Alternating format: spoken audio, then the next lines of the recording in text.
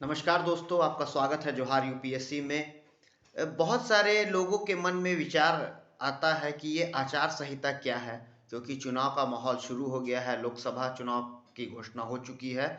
तो आचार संहिता की घोषणा भी साथ साथ चुनाव आयोग द्वारा कर दी जाती है। तो बहुत सारे लोगों के मन में ये प्रश्न रहता है कि चुनाव जो आचार संहिता लगती है चुनाव के समय, वो क्या है, वो क्यों लगाया जाता है, ये कब से शुरू हुआ, कहाँ कहाँ ये लगेगा, क्या प्रतिबंध लगाए जाते हैं। तो आज हम इस वीडियो में इसकी चर्चा करेंगे। देखिए, इसमें मैं बताऊंगा आपको कि चुनाव आयोग में उल्लंघन अगर किया जाता है आचार संहिता का, तो उसके लिए क्या सजा हो सकती है, कैसे बर्खास्तगी होगी, या फिर किन किन चीज़ों का उपयोग नहीं कर सकते हैं हम लोग, तो देखेंगे। देखिए, बहुत के मन में सवाल ये था कि क्या है आचार संहिता। पहला टॉपिक यही आता है कि आचार संहिता क्या है। देखिए, स्वतंत्र और निष्पक्ष चुनाव कराने के लिए चुनाव आयोग द्वारा कुछ नियम जो है वो बनाए जाते हैं। इन नियमों को आचार संहिता कहते हैं। ठीक है। लोकसभा विधानसभा के दौरान जो है सभी पार्टियों, नेताओं और सरकारों को इन नियम का खास तौर पर पालन करना होता है। दूसरा सवाल है, कब लागू होती है ये आचार संहिता। तो आदर्श आचार संहिता चुनाव आयोग द्वारा चुनाव की तारीख की घोषणा के बाद ही लागू हो जाती है। जैसे ही चुनाव आयोग ये घोषणा कर देता है कि इस राज्य में या पूरे देश में लोकसभा का जब चुनाव होगा, तो पूरे देश में कब लागू, उसी टाइम से इसे लागू कर दिया जाता है जिससे चुनाव की घोषणा होती है। ठीक है। कि इसकी प्रक्रिया, और जब तब तक लागू रहेगी जब तक इसकी प्रक्रिया जो है पूरी नहीं हो जाती, मतलब चुनाव का रिजल्ट घोषित नहीं हो जाता, तब तक ये लागू रहेगी। ठीक है।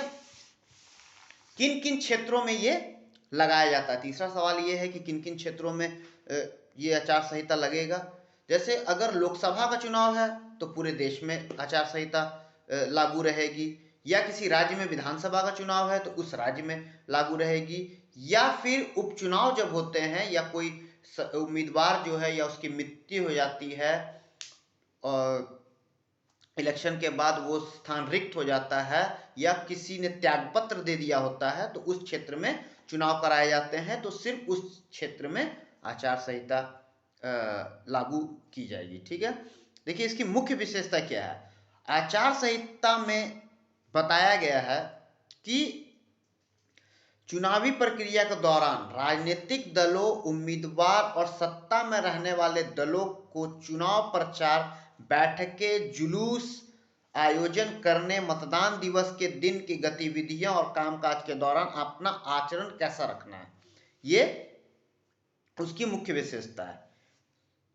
और एक बात इसमें क्या है, चुनाव प्रचार के दौरान कोई भी पार्टी या उम्मीदवार ऐसी किसी भी गतिविधि में शामिल नहीं होगा जो आपसी नफरत पैदा करती हो, ठीक है, या विभिन्न जातीय और समुदाय, धार्मिक या भाषाओं के बीच तनाव पैदा कर सकता हो। ठीक है। असत्यापित आरोपों या विरूपण के आधार पर अन्य दलों या उनके कार्यकर्ताओं की आलोचना करता हो, या कोई बात आपको सही नहीं है, झूठे आरोप लगा के उस पार्टी की छवि आप खराब कर रहे हो, ये आचार संहिता का उल्लंघन माना जाएगा। देखिए, चुनाव प्रचार के दौरान किन किन बातों का ध्यान रखना है। चुनाव प्रचार के दौरान आप धार्मिक स्थलों को चुनाव प्रचार के लिए या उसमें मंच बनाने के लिए बाध्य हैं, मतलब आप नहीं बना सकते हैं धर्म, चाहे वो गुरुद्वारा हो, मस्जिद हो, मंदिर हो। ठीक है। ये सब चर्च पे चुनावी प्रचार नहीं कर सकते हैं। ठीक है। अगर इसका पालन लोग नहीं करते हैं तो इसमें क्या होगा कि आप पे कड़ी कार्रवाई की जाएगी, और उस दल की बर्खास्तगी भी हो सकती है, कि आपको चुनाव लड़ने से वंचित किया जा सकता है। ऐसे एक और सवाल था कि सबसे पहले चुनाव जो है आचार संहिता किस जगह पे लगाया गया था, किस राज्य में लगाया गया था। तो इसका जो आंसर था वो है 1960 में केरल विधानसभा जब हुई थी, तब इसमें इसका जो है उपयोग किया गया था आचार संहिता का सबसे पहले। ठीक है। फिर आया कौन से लोकसभा चुनाव में पहली बार आचार संहिता का को मान्यता दी थी, सभी दलों ने तो 1962 में जब लोकसभा का चुनाव हुआ था तो उससे यूज किया गया था आचार संहिता को 1962 में। ठीक है, एक सवाल है, क्या चुनाव के दिन हम मतदान केंद्र में या उसके आसपास चुनाव प्रचार कर सकते हैं?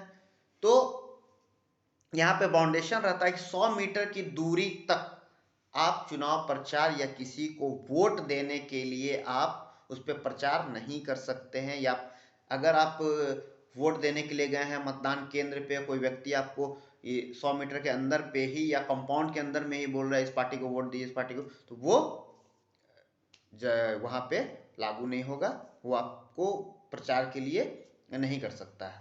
ठीक है, ऐसा करने पे उस पे कार्रवाई होगी, जेल भी हो सकती है। देखिए, चुनाव प्रचार में एक सवाल किसी ने पूछा है, एक चुनाव प्रचार में क्या सरकारी परिवहन का उपयोग किया जाएगा? तो इसमें सरकारी परिवहन का उपयोग कर सकते हैं, लेकिन किसी उम्मीदवार के हित के लिए नहीं किया जाएगा, ये गवर्नमेंट करेगी। ठीक है, चुनाव के लिए या किसी फोर्स को ले जाना है, सरकारी वाहन का यूज कर रहे हैं, उसके लिए कर सकते हैं, लेकिन किसी पार्टी या उम्मीदवार के लिए ये नहीं होगा। एक सवाल है कि चुनाव कार्य से संबंधित अधिकारियों का ट्रांसफर या प्रमोशन आप चुनाव के दौरान नहीं कर सकते हैं। आचार संहिता लागू होने तक किसी का ट्रांसफर या प्रमोशन आप नहीं कर सकते हैं जो चुनाव कार्य के से संबंधी अधिकारी हैं। अगर बहुत इंपॉर्टेंट है उसको करना तो आपको आयोग से अनुमति लेनी होगी, तभी उनका ट्रांसफर हो सकता है। तो ये आपको क्लियर है कि आचार संहिता क्या है, इसमें किन किन बातों का ध्यान रखना पड़ता है।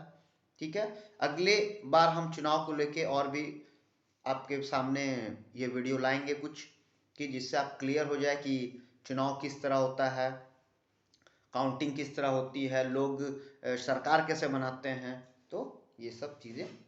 थैंक यू, धन्यवाद।